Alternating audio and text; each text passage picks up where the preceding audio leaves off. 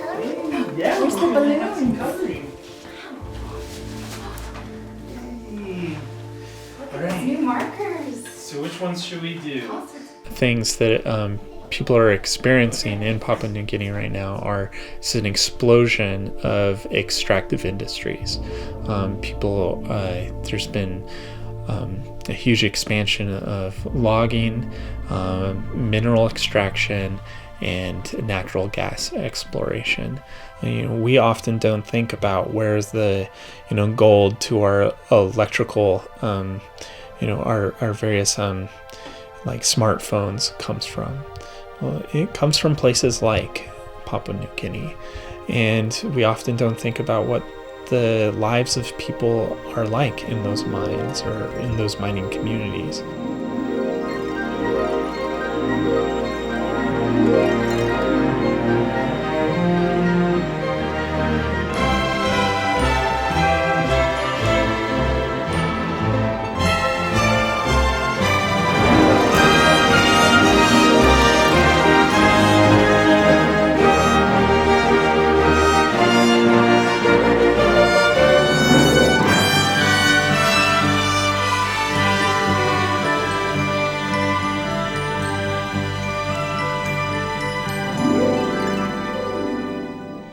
And I'm addressing that issue of trying to expand our global consciousness of what it means to use gold, how it impacts local communities.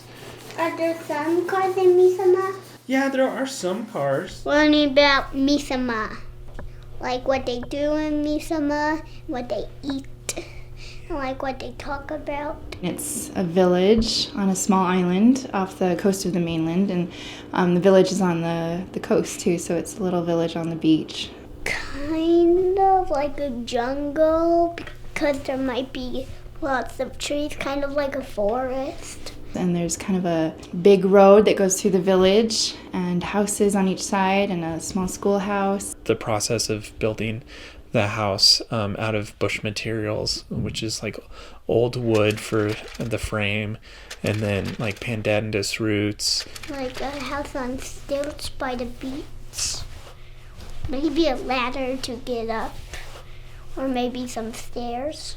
But what sets Misima apart is that it's the only major industrial center that has experienced an actual closure. It's very relevant to the world today. It's about the mine and what happens when the mine closes and what happens to the people, and that's super relevant because we're tapping the earth for resources everywhere, and when they run out, it's not just time to find a new resource. It's time to see what has happened to the people that are left behind when we move on from that. People really haven't studied the effects of mine closure in Misima.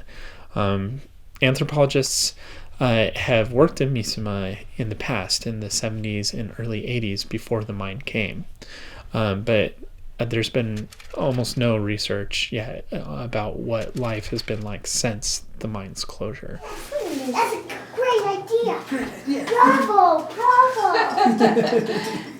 One reason that we're asking for support is because we have a very unique opportunity.